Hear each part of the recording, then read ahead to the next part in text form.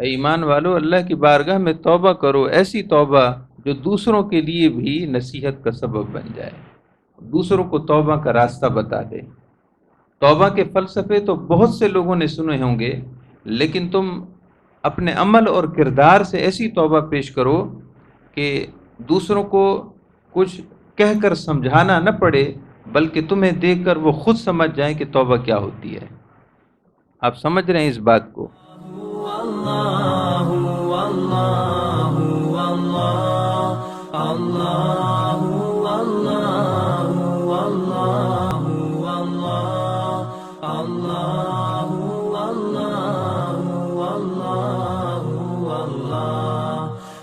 وفاداری انسان کا درہ امتیاز ہے۔ یہاں ممکنہ تکالیف کے لیے اتنے لائے عمل تیار ہوتے ہیں، اتنی کوشش کرتے ہیں۔ یہ ہم درس کا خلاصہ آپ لب لباب لے لیں کہ یہ 7 باتیں کہ آپ صلی اللہ علیہ وسلم سے اگر آہستہ سے کوئی بات کرنی، سیدہ فاطمہ عرض کرتی ہیں یا اللہ میرا جی نہیں بھرا،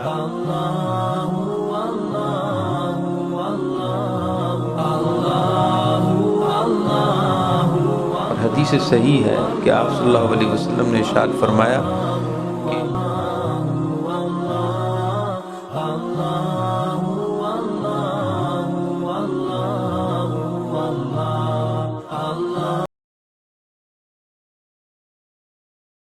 صلاۃ و سلام علیک یا رسول اللہ، الصلاۃ والسلام علیک یا رحمۃ للعالمین وعلی آلک و اصحابک یا شفیع المذنبین۔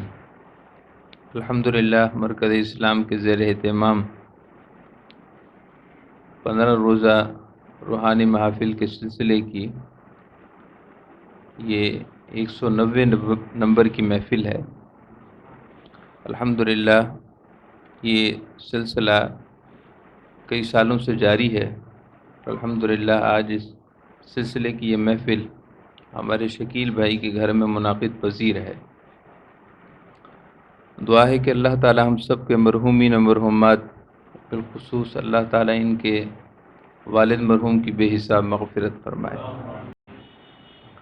آج کا موضوع نہایت اہمیت کا حامل ہے، اور وہ ہے کہ سچی توبہ یا جھوٹی توبہ۔ توبہ 2 طرح کی ہوتی ہے،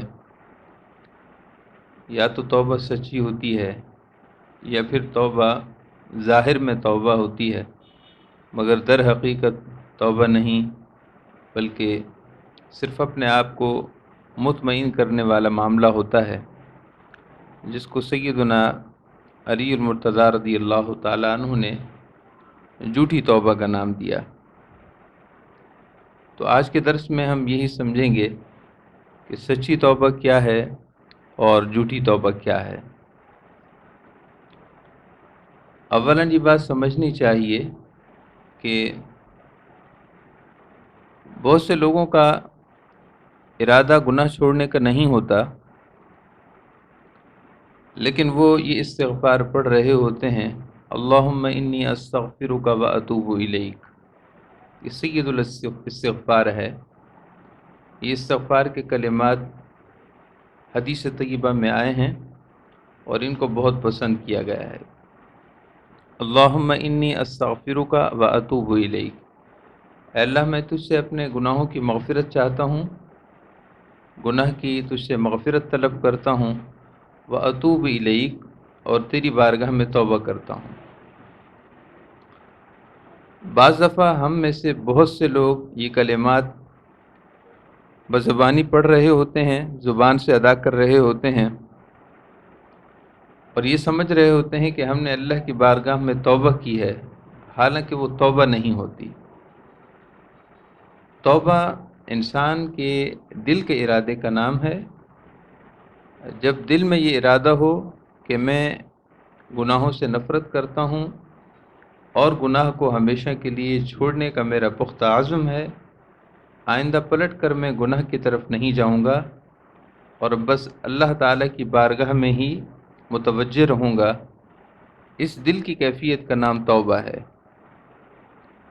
اگرچہ بعض دفعہ بشری تقاضے کی وجہ سے اس سے وہی گناہ دوبارہ ہو جائے، ایک نہیں بلکہ کئی بار ہو جائے، اس سے اس سچے دل والی، سچے ارادے والی توبہ پر فرق نہ پڑا، مگر جب توبہ ہو تو اس وقت یہ نیتیں اگر شامل ہوں تو پھر اس کو ہم سچی توبہ کہتے ہیں، اور قرآن و حدیث میں اس کو سچی توبہ کا نام دیا گیا ہے۔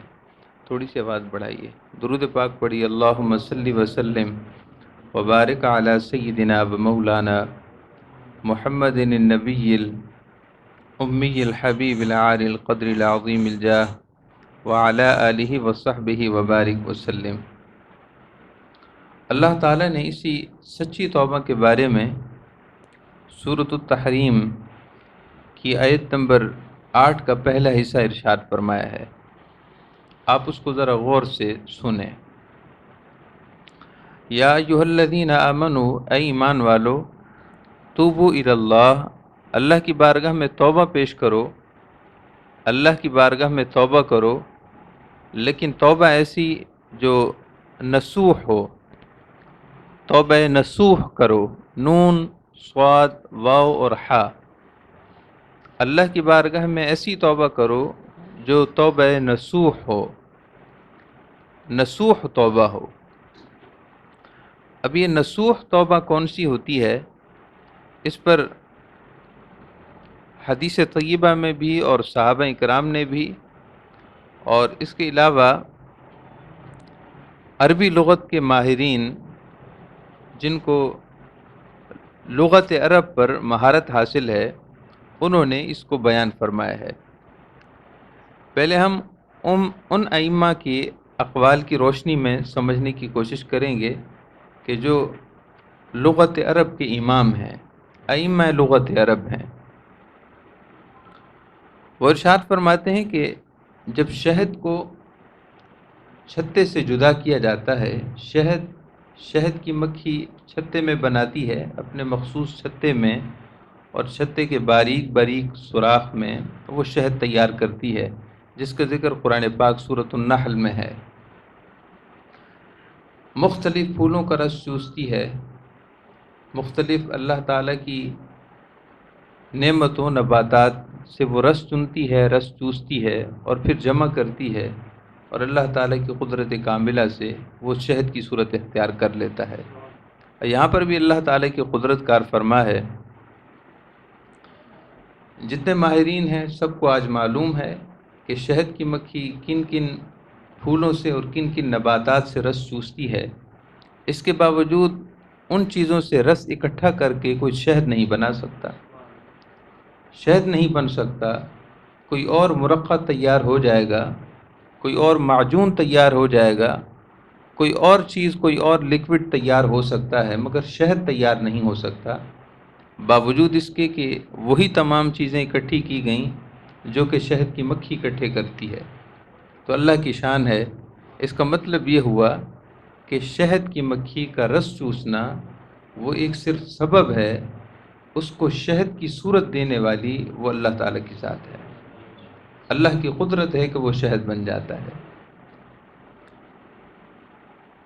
تو جب شہد کی مکھی اپنے شہد کے چھتے میں شہد بناتی ہے اور ہم اس کو پھر علیحدہ کرتے ہیں، تو اس وقت وہ ایسی حالت میں نہیں ہوتا کہ صاف ستھرا ہو جیسا کہ ہم تک پہنچتا ہے، بلکہ اس میں بعض دفعہ اس شہد کے چھتے جو کہ موم کہلاتا ہے، موم کے بہت سارے جزیات اس میں شامل ہو جاتے ہیں۔ بعض دفعہ شہد کی مکھیوں کے کچھ باقیات، یعنی ان کے اعضاء کے کچھ حصے بھی اس میں شامل ہو جاتے ہیں، تو وہ شہد ان مختلف جزیات اور اجزاء سے وہ خالص نہیں ہوتا، بلکہ اس میں وہ چیزیں شامل ہوتی ہیں۔ پھر ان چیزوں کو جدا کیا جاتا ہے، موم کو اور دیگر باقیات کو، اور وہ چیزیں جو شہد میں شامل ہو گئیں شہد نکالتے وقت، ان سب کو علیحدہ کیا جاتا ہے۔ جب علیحدہ کرنے کا عمل مکمل ہوتا ہے تو اہل عرب کہتے ہیں کہ یہ عسل الناس ہے۔ اہل عرب اس شہد کو کہتے ہیں کہ یہ عسل ناسہ ہے، ھذا عسل ناسح۔ عسل عربی زبان میں شہد کو کہتے ہیں، عین سین لام۔ ھذا عسل ناسح، یہ ایسا شہد ہے جو ہر قسم کے ہر قسم کی آلودگی سے، ہر قسم کی باقیات سے اور ہر قسم کی آلائشوں سے یہ اب صاف ستھرا ہو چکا ہے۔ اب یہ وہ شہد نہیں جس میں ملاوٹ ہو یا جس میں ناگوار چیزیں شامل ہو گئی ہوں، اب یہ شہد ان چیزوں سے پاک ہو چکا ہے۔ تو اہل عرب اس شہد کو ناصح کہتے ہیں۔ چنانچہ ائمہ لغت عرب ارشاد فرماتے ہیں کہ اب توبۃ النصوح اگر لفظ نصوح اس ناصح سے نکلا ہو تو اس کا مطلب یہ ہوگا کہ اے ایمان والو، اللہ تعالیٰ کی بارگاہ میں تمہاری ایسی توبہ کا تقاضا نہیں ہے کہ توبہ تو تم کر لو مگر نفاق ابھی بھی شامل ہو، تمہارے دل میں نفاق ابھی بھی ہو۔ تم سے ایسی توبہ کا تقاضا نہیں ہے کہ جس میں ریا اور تصنع بھی شامل ہو، ریا اور دکھلاوے کی علائشیں ابھی شامل رہیں، تمہاری سستی اور کاہلی برقرار رہے، ایسی توبہ نہیں۔ تم نے کہا اے اللہ میں نے نماز فجر ادا نہیں کی اتنا عرصہ، میں تیری بارگاہ میں توبہ کرتا ہوں، لیکن اس کے باوجود آئندہ نماز فجر میں تمہاری سستی برقرار ہے، تو توبہ تو نہ ہوئی۔ توبۃ النصوح یہ تھی، اصل ناصح کے زاویے میں توبۃ النصوح یہ تھی کہ اب سستی ختم ہو جانی چاہیے تھی، اب تمہاری کاہلی ختم ہو جاتی، اب اللہ تعالیٰ کی بارگاہ میں، اللہ تعالیٰ کی اطاعت میں تم کمر بستہ ہو جاتے، تیار ہو جاتے، پہلے سے زیادہ پر ہمت ہو جاتے، تمہارا عزم اور ہمت بلند ہو جاتی۔ توبہ کرنے کے بعد بھی تم اسی طرح کھڑے ہو تو پھر توبۃ النصوح نہیں ہے۔ زبانی کلامی تم نے کہہ دیا کہ اللہ میں گناہوں سے نفرت کرتا ہوں، معافی چاہتا ہوں۔ معافی تو یہ تھی کہ تم جس گناہ کو چھوڑنے کی بات کر رہے ہو، اب اس گناہ کو چھوڑنے پر تمہاری سستی مداخلت نہ کرے، سستی ختم ہو جائے، کاہلی ختم ہو جائے۔ اگر نصوح اصل ناصح سے بنا ہو تو مطلب یہ ہے کہ تمہاری توبہ میں ملاوٹ نہیں ہونی چاہیے۔ اب اس تناظر میں آپ سمجھیے کہ میری اور آپ کی توبہ کہاں توبۃ النصوح ہے۔ ہماری توبہ میں کاہلی بھی ہے، ہماری توبہ کے باوجود عبادتوں میں اسی طرح ناتوانی ہے، اسی طرح دلچسپی نہیں ہے۔ گناہوں کو چھوڑ دینے پر جو توبہ کی تھی تو گناہ سے بظاہر نفرت کا اظہار ضرور کیا، مگر دل میں دوبارہ کشش قائم ہے۔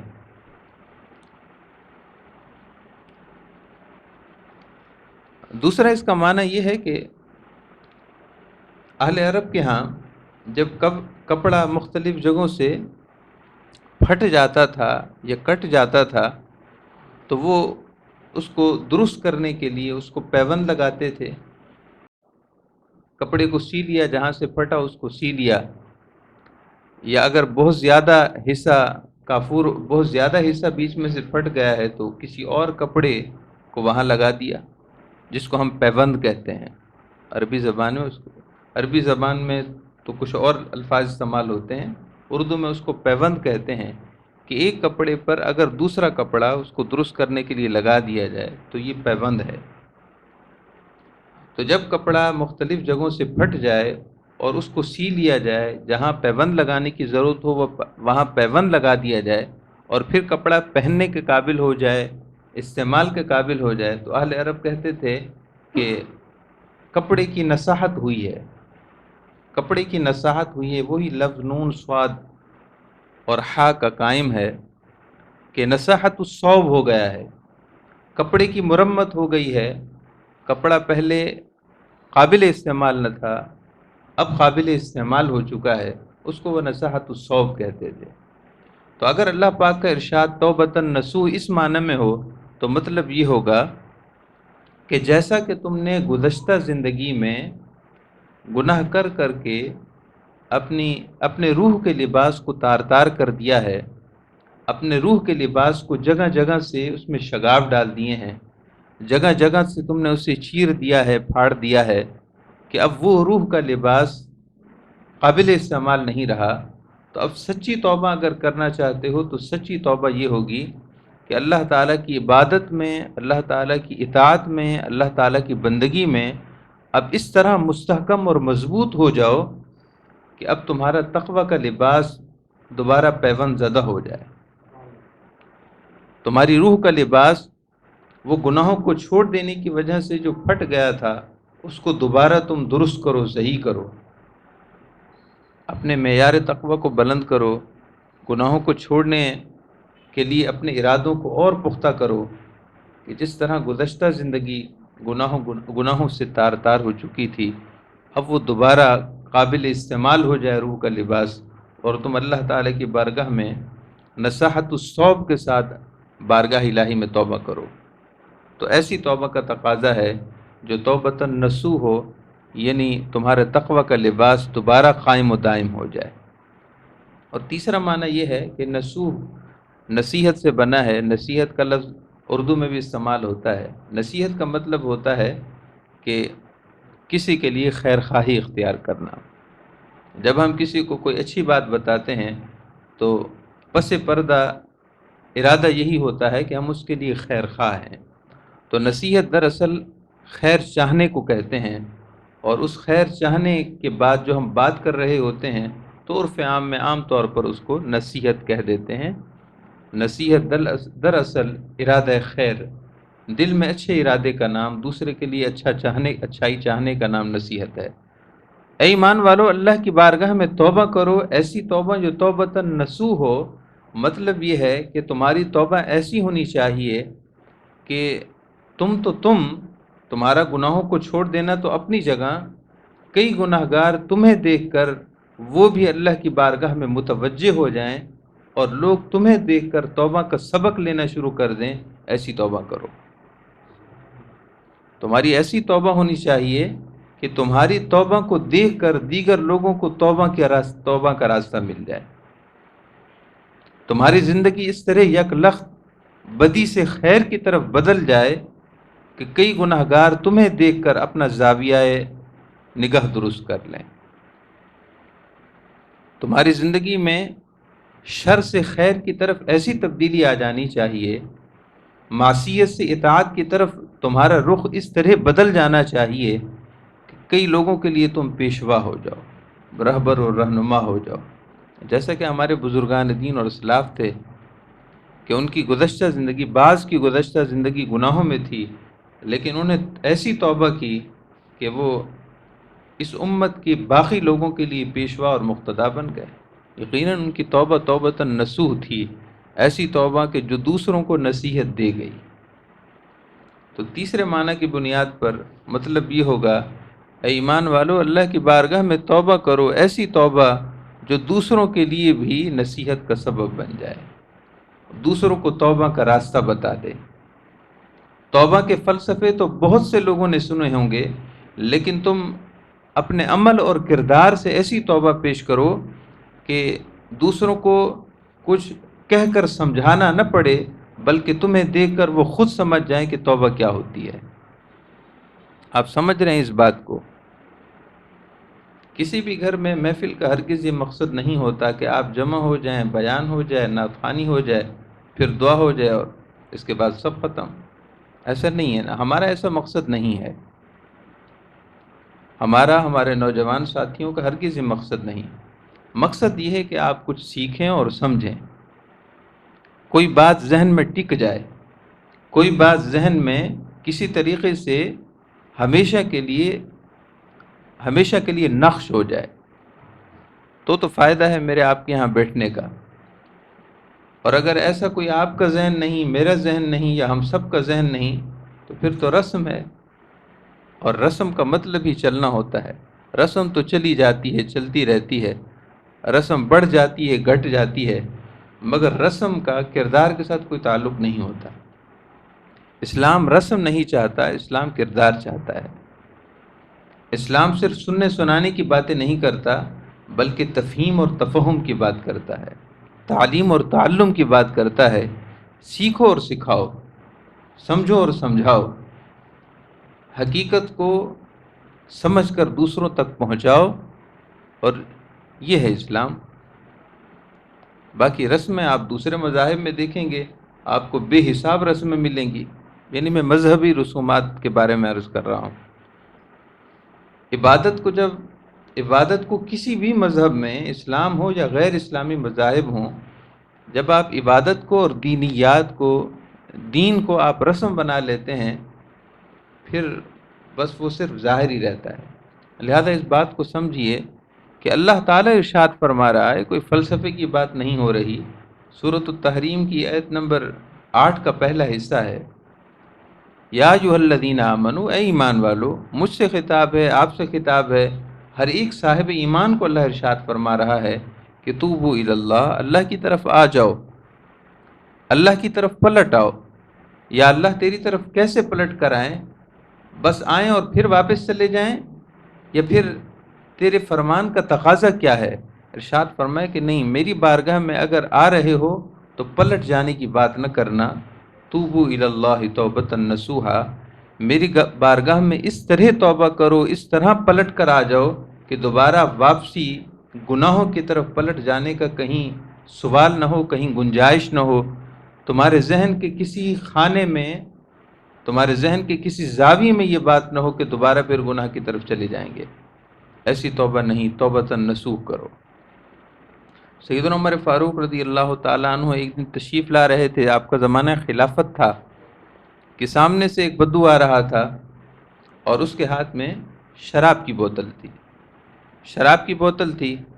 سیدنا عمر فاروق رضی اللہ تعالیٰ عنہ شرعی احکامات کے نفاذ میں بہت شدت اختیار فرماتے تھے، بہت زیادہ ناراض ہوتے تھے اور سختی برتتے تھے.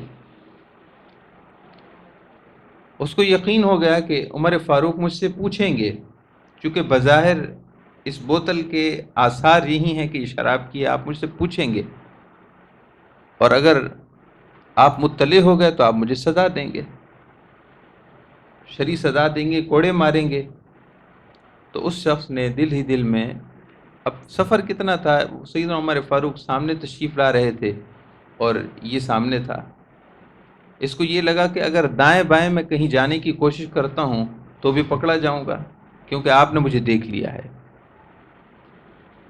اب لمحوں کی بات تھی، اس نے دل میں اللہ کی بارگاہ میں عرض کی، اے اللہ، میں تیری بارگاہ میں سچی توبہ کرتا ہوں کہ یہ میرا آخری دن ہے، آج کے بعد میں دوبارہ اس گناہ کے قریب نہیں جاؤں گا، بس مجھے عمر فاروق رضی اللہ تعالیٰ عنہ کے جلال سے بچا لے. آپ کی بارگاہ میں شرمندہ نہ ہو جاؤں، شرمسار نہ ہو جاؤں. سزا تو اپنی جگہ ہے، شرمندگی وہ سب سے زیادہ ہے. اللہ بارگاہ فاروقی میں شرمساری سے بچا لے، آئندہ میں اس کے قریب نہیں جاؤں گا. اب توبہ لمبے چوڑے وظیفوں کا نام نہیں ہوتی کہ ہم اللہ کی بارگاہ میں استغفار کرنے بیٹھے اور 100 بار استغفار کر لیا، ٹھیک ہے بھئی، گناہ دھل گئے اور واپس پلٹ آئے، پھر وہی کام کر رہے ہیں جو کرنے نہیں چاہیے. یہ توبہ نہیں ہے. توبہ وظائف کا نام نہیں ہے، توبہ کلمات کا نام نہیں ہے، یہ سارے تو اشارات ہیں. اصل توبہ دل کے ارادے کا نام ہے کہ جب 4 چیزیں جمع ہوتی ہیں تو پھر توبہ ہوتی ہے. وہ 4 چیزیں کون سی ہیں، وہ اس واقعے کو مکمل کرنے کے بعد میں حدیث پاک سے آپ کو عرض کروں گا. 4 چیزیں مکمل ہونے پر توبہ ہوتی ہے. اس اللہ کے بندے نے، سیدنا عمر فاروق رضی اللہ تعالیٰ عنہ کے زمانے خلافت کے اس عرابی نے، بدو نے اللہ کی بارگاہ میں عرض کیا، اللہ آج عمر فاروق رضی اللہ عنہ کی بارگاہ میں شرمساری سے بچا لیجئے اور میری عزت پر اپنے پردہ ستاریت کو قائم رکھیے، میں آئندہ اس گناہ کے قریب نہیں جاؤں گا. سیدنا عمر فاروق اتنے میں قریب آ گئے، پوچھا کہ یہ کیا ہے، آپ کے ہاتھ میں کیا ہے؟ تو ان کی زبان سے نکل گیا کہ سرکہ ہے، سرکہ ہے میرے ہاتھ میں. سیدنا عمر فاروق نے فرمایا لاؤ دکھاؤ. آپ نے جب اپنے ہاتھ میں لیا تو واقعی سرکہ تھا، وہ سرکے سے بدل چکا تھا. وہ خود حیران تھا کہ یہ سب کیسے ہوا، لیکن اس کو اس بات کا یقین ضرور ہو گیا کہ اللہ کی بارگاہ میں جو میں نے ارادہ پیش کیا تھا کہ اللہ آئندہ گناہ نہیں کروں گا، اللہ کی بارگاہ میں میری توبہ ضرور قبول ہو گئی ہے. کیونکہ توبہ کی قبولیت کی نشانی ظاہر ہو گئی کہ کوئی اور طریقے سے وہ نہ بچا. کچھ اور طریقے بھی ہو سکتے تھے کہ عمر فاروق رضی اللہ تعالیٰ عنہ سے کوئی اور ملاقات کے لیے آ جاتا اور آپ کی توجہ ہٹ جاتی۔ 100 راستے ہو سکتے تھے، اللہ پاک 100 نہیں 1000 راستوں سے انہیں بچا سکتا تھا، مگر بچایا تو اس راستے سے کہ شراب کو سرکے میں بدل کر بتا دیا کہ اے میرے بندے، تیری توبہ ہماری بارگاہ میں قبول ہو چکی ہے، بس اب آگے تیرا کام ہے اور اب تجھے دیکھنا ہے۔ ہماری رحمت نے تو تجھے دکھا دیا کہ ہم تیرے کتنا قریب ہیں، اب تو بھی یہ ثابت کر کہ تو ہمارے قریب ہے۔ ہم نے تو ثابت کر دیا کہ ہم تیرے قریب ہیں، تیری پکار کو سنتے ہیں، اب تو اپنے عمل اور کردار سے ثابت کرنا کہ تو بھی ہمارا سچا بندہ ہے۔ وہ شرکا تھا، آپ نے اس کو چھوڑ دیا۔ اس کے بعد اس شخص کا یہ کہنا ہے کہ کبھی شراب کے قریب میں نہیں گیا۔ سچی توبہ تھی، یہ ہے سچی توبہ۔ یہ نہیں کہ ہم جمعہ کی نماز کے لیے آئے اور عرض کی کہ اللہ میرے گناہوں کو معاف فرما دے، یہ نہیں کروں گا، وہ نہیں کروں گا، اور واپس پلٹ کر وہی سارے کام شروع کر دیے۔ یہ کیسی توبہ ہے؟ تو وَأَتُوبُ إِلَيْكَ، وہ اس نے صرف جھوٹ ہی بولا، اے اللہ میں تیری بارگاہ میں توبہ کرتا ہوں، اس نے توبہ نہیں کی، جھوٹ بولا۔ یہ جھوٹوں کی توبہ ہے۔ اب وہ حدیث پاک سماعت کیجئے۔ سیدنا معاذ بن جبل رضی اللہ تعالیٰ عنہ نے عرض کی، یا رسول اللہ صلی اللہ علیہ وسلم، مت توبۃ النصوح، مت توبۃ النصوح، یا رسول اللہ التوبۃ النصوح، توبہ نصوح کیا ہے؟ ما التوبۃ النصوح، یا رسول اللہ یہ توبۃ النصوح کیا چیز ہے جس کا ذکر سورۃ التحریم میں ہے؟ ارشاد فرمائے کہ توبۃ النصوح یہ ہے۔ آپ نے 4 چیزوں کو ایک جملے میں ارشاد فرمایا۔ حدیث پاک کے لفظ ہیں، ارشاد فرمایا کہ ان یندم العبد علی الذنب الذی اصاب فیعتذر الی اللہ ثم لا یعود الیہ کما لا یعود اللبن الی الضرع۔ ارشاد فرمایا کہ توبۃ النصوح یہ ہے کہ انسان اپنے گناہوں پر شرمندہ ہو جائے کہ اس نے غلط کام کیا ہے، اپنے کیے پر شرمندہ ہو کہ اس نے کوئی اچھا کام نہیں کیا، اس نے غلط کام کیا ہے۔ اور جب انسان نقصان والا کام کرتا ہے تو پچھتاوا ہوتا ہے۔ ایک شخص نے اگر اپنے 1 کروڑ روپے ضائع کر دیے، آپ اس کے پچھتاوے کے بارے میں کیا اندازہ کر سکیں گے؟ دیکھیے آپ کے قرب و جوار میں کئی لوگ ہیں، اگر کسی نے اپنے ساری موڑی ضائع کر دی اپنی کسی غفلت کی وجہ سے، کتنا شرمندہ ہوگا؟ ہو سکتا ہے کہ ہفتے تک کھانا نہ کھائے، اسے آس پاس کا ہوش نہ ہو سکتا ہے اس کی نیند چلی جائے۔ لیکن گناہ پر ہماری توبہ یہ ہوتی ہے کہ ہم کھانا بھی پہلے سے زیادہ کھا رہے ہوتے ہیں اور ہمارے چہروں پر ہنسی بھی ہوتی ہے۔ کیسی توبہ ہے؟ توبہ تو یہ ہے کہ کی ہوئی غلطیوں پر اور گناہوں پر انسان کو اس طرح افسوس ہو جس طرح کہ کوئی بہت بڑا نقصان ہو جاتا ہے اور انسان افسوس کرتا ہے۔ ان یندم علی الذنب، ان یندم العبد علی الذنب، ارشاد فرمائے کہ سچی توبہ یہ ہے کہ اپنے گناہوں پر جو انسان نے کیے ان پر شرمندہ ہو۔ شرمندگی پہلی شرط ہے۔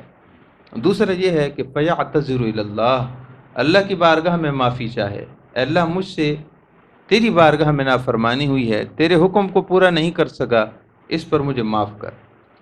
تو بعض دفعہ ہوتا ہے کہ ہم نے گناہ کیے ہیں اور گناہوں پر مال چلا گیا، اس پر افسوس ہوتا ہے۔ یہ افسوس نہیں کہ اللہ کی نافرمانی ہوئی ہے، افسوس اس بات کا ہے کہ مال چلا گیا۔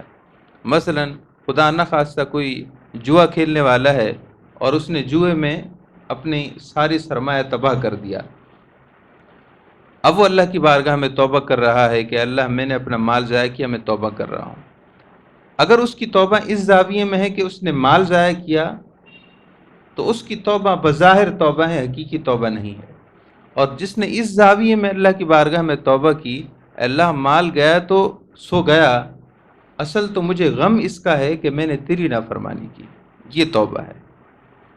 یہ توبہ کا نام ہے کہ اللہ مجھ سے تیری نافرمانی ہوئی ہے، تیری نافرمانی پر مجھے افسوس ہو رہا ہے کہ میں نے تیری رحمت کو ناراض کیا ہے، تیری رحمت کو دکھ پہنچایا ہے، اے اللہ مجھے یہ افسوس ہے۔ تو یہ فیعتذر الی اللہ ہے، اللہ کی بارگاہ میں معذرت پیش کرے، اس زاویے میں کہ اس نے اللہ کی حق تلفی کی ہے، اللہ کی رحمت کو ناراض کیا ہے۔ یہ دوسری بات. تیسری بات یہ ہے ثم لا يعود الیہ. ارشاد فرمائے کہ سچی توبہ یہ ہے کہ جس گناہ کو چھوڑا ہے اس گناہ کی طرف پھر پلٹ کر جانے کا کہیں خیال بھی نہ ہو. دوبارہ گناہ ہو جانا سچی توبہ کے خلاف نہیں کہ انسان تو بشر ہے، گناہ تو انسان سے ہونے ہیں، ہم فرشتے نہیں ہیں، ہم انسان ہیں. بات سمجھنے کی یہ ہے کہ جب گناہ سے توبہ ہو رہی ہو اس وقت سچے پکے دل کے ساتھ ہو کہ اے اللہ اب کبھی بھی گناہ نہیں کروں گا. اور یہ نشانی آپ سماعت کر لیجئے کہ اگر دوبارہ انسان پلٹ جاتا ہے گناہوں کی طرف، اس کا مطلب یہ ہے کہ اس نے پکے دل سے ارادہ نہیں کیا تھا.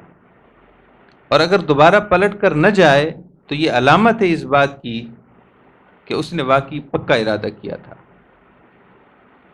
اب یہاں بہت سی باتیں بہت سے لوگوں کو سمجھ نہیں آئیں گی. ہم بعض دفعہ اللہ کی بارگاہ میں کہہ رہے ہوتے ہیں کہ ہماری پکی توبہ ہے، پکی توبہ ہے، دوبارہ وہی گناہ ہوتا ہے، تو اس کا مطلب کیا ہماری پکی توبہ نہیں تھی؟ جی ہاں، میں دعوے سے کہتا ہوں پکی توبہ نہیں تھی.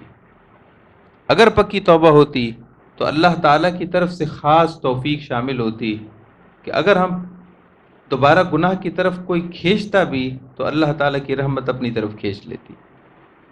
کہیں کوئی غلطی ضرور ہوتی ہے کہ دوبارہ ہم پلٹ کر جاتے ہیں. ثم لا يعود الیہ، حدیث پاک میں ہے توبۃ النصوح یہ ہے کہ دوبارہ بندہ پلٹ کر نہ جائے اور پلٹ کر نہ جانے کا پختہ عزم اور ارادہ ہو. اور چوتھی بات یہ ہے کہ دوبارہ پلٹ کر نہ جانے کا ایسا پختہ یقین ہو، ایسا پختہ عزم ہو کہ کما لا يعود اللبن الى الضرع. حدیث پاک کے لفظ ہیں. اور چوتھی بات ہے ارشاد فرمائے کہ دوبارہ پلٹ کر نہ جانے کا اس طرح عزم ہو اور اس طرح ناممکن سمجھتا ہو، اپنے آپ کو یہ باور کرائے، اپنے آپ کو اس بات کی طرف توجہ دلائے کہ جس طرح دودھ بکری، گائے یا بھینس کے جسم کے اس مخصوص حصے سے جس طرح نکلا ہوا دودھ دوبارہ اس کے واپس جسم میں داخل نہیں ہو سکتا، اے اللہ میں دوبارہ اس گناہ کی طرف ایسے ہی پلٹ کر نہیں جاؤں گا. حدیث پاک کے لفظ ہیں کما لا يعود اللبن الى الضر. جس طرح دودھ دوبارہ اس گائے بھینس کے جسم میں دوبارہ داخل نہیں ہو سکتا، اس کا دوبارہ گناہوں کی طرف پلٹ کر نہ جانے کا پختہ عزم بھی ایسا ہونا چاہیے. کہاں ہوتا ہے ہمارا خیال ارادہ؟ کہیں بھی نہیں ہوتا. یہ سچی توبہ کی 4 نشانیاں ہیں. اور اگر ان 4 باتوں میں سے ایک نہ ہو اور خالی یہ ہو وَأَتُوبُ إِلَيْكَ، کوئی ایک نہ ہو، وَأَتُوبُ إِلَيْكَ کی رٹ لگائے اور ساری رات رٹ لگاتا رہے، یہ توبہ نہیں ہے. بس یہ اپنے آپ کو تسلی اور وظیفے پڑھ رہا ہے. وظیفہ بعد میں ہے، پہلے ارادہ ہے. جس کے ارادے کامل ہوں اس کے لیے سبحان اللہ کا لفظ بھی اس کے لیے برکات کا گنجینہ ہے، برکات کا خزانہ ہے. اور جس کے ارادے ہی پاک نہ ہوں، جس کے ارادے میں صاف صفائی نہ ہو، جس کے ارادے اور نیت میں خرابی ہو، جس کے دل میں کھوٹ ہو، جس کے دل میں ریا ہو، جس کے دل میں بدخواہی ہو، جو دل میں شر رکھتا ہو، اس کے زبانی کلامی اچھی گفتگو کرنے سے کوئی فائدہ نہیں. آپ فرض کیجئے میرے دل میں اگر آپ کے لیے خیر خواہی نہیں ہے تو میں زبان سے بڑے بڑے قصیدے پڑھ دوں، کوئی فائدہ نہیں ہے. ہاں اگر دل میں اخلاص ہو تو میں صرف آپ سے اتنا کہہ دوں کہ دوستو نماز پڑھا کرو، اتنی بات ہی کافی ہو جائے. اللہ تعالی ہم سب کو سچی توبہ کرنے کی توفیق عطا فرمائے. اللہ تعالی جھوٹوں سے نہ بنائے اور جھوٹی توبہ والوں میں سے نہ رکھے. اللہ تعالی سچی توبہ والوں میں دنیا میں بھی رکھے اور آخرت میں بھی اللہ تعالی ان کی سنگت میں اٹھائے. وما علینا الا البلاغ. مصطفیٰ جان رحمت پھیلا ہو سلام شمع بز میں ہدایت پھیلا ہو سلام. اللهم صل على محمد وعلى آل محمد وبارك وسلم. ربنا آتنا في الدنيا حسنة وفي الآخرة حسنة وقنا عذاب النار. اللهم أعز الإسلام والمسلمين، اللهم انصر الإسلام والمسلمين، اللهم أيد الإسلام والمسلمين. اللهم من أحييته منا فأحيه على الإسلام ومن توفيته منا فتوفه على الإيمان. وصلى الله تعالى على حبيبه سيدنا ومولانا محمد وعلى آله وصحبه أجمعين برحمتك يا أرحم الراحمين. الله والله والله الله والله والله والله الله والله والله والله. وفاداری انسان کا در امتیاز ہے. یہاں ممکنہ تکالیف کے لیے اتنے لائے عمل تیار ہوتے ہیں، اتنی کوشش کرتے ہیں کہ ہم درس کا خلاصہ آپ لب لباب لے لیں کہ یہ 7 باتیں کہ آپ صلی اللہ علیہ وسلم سے اگر آہستہ سے کوئی بات کرنی. سیدہ فاطمہ عرض کرتی ہیں یا اللہ میرا جی نہیں بھرا.